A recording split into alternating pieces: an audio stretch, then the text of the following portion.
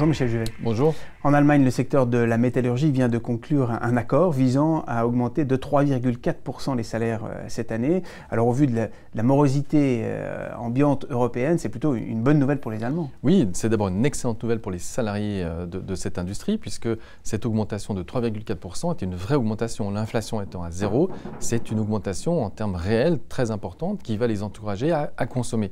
Et donc on voit bien que pour l'économie allemande, c'est une très bonne nouvelle. Cela montre que cette économie peut compter non seulement sur ses exportations, mais désormais aussi sur sa demande domestique. Et une économie comme ça, c'est une croissance économique de ce type est beaucoup plus naturelle et plus solide que quand on injecte des liquidités pour la stimuler.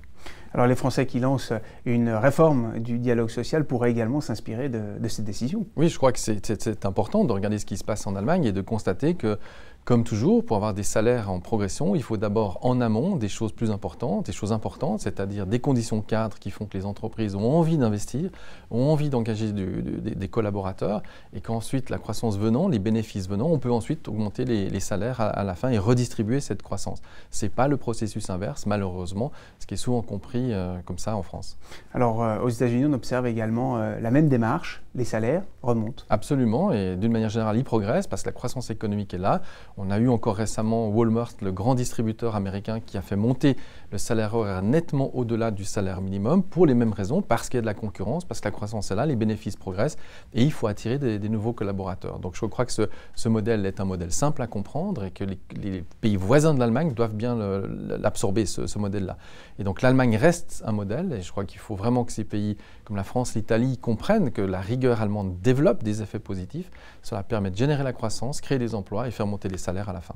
Alors le paradoxe réside dans le fait que l'Allemagne, qui crée de la croissance, qui crée du pouvoir d'achat pour ses citoyens, est également très critiquée et que par ricochet, ses bénéfices pourraient être profitables à ses voisins. Absolument, et je crois que de nouveau, les Français, les Italiens, les Grecs devraient bien le comprendre.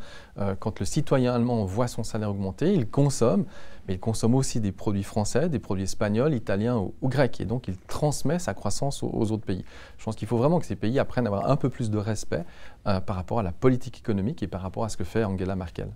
Vous restez donc positif sur la croissance en zone euro? Oui, je crois que l'accélération de la croissance est très forte dans la zone euro et va être très forte pour les raisons qu'on a déjà évoquées précédemment, la baisse du prix du pétrole, la baisse des taux d'intérêt et la baisse de l'euro. Mais aujourd'hui, on a la croissance forte qui va venir, surtout parce que l'Allemagne est là, elle est très présente et elle va transmettre ce modèle aux autres.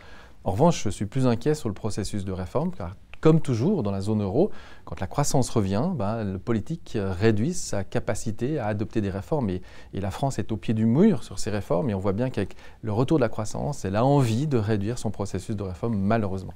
Et plus généralement sur les marchés financiers, quel est votre sentiment pour les mois à venir? Les marchés sont bien montés depuis le début de l'année, plus de 10% en général, pour les raisons qu'on a déjà évoquées, mais ces raisons ne vont pas disparaître dans les prochains mois. La croissance des bénéfices est toujours là. Les taux d'intérêt qui sont à zéro encouragent les investisseurs à aller placer leur argent ailleurs que sur un compte d'épargne, donc c'est plutôt positif pour les marchés. La prochaine échéance importante, c'est probablement au mois de juin, quand la Banque centrale américaine va monter pour la première fois son taux d'intérêt. Merci beaucoup Michel Juvet. Merci.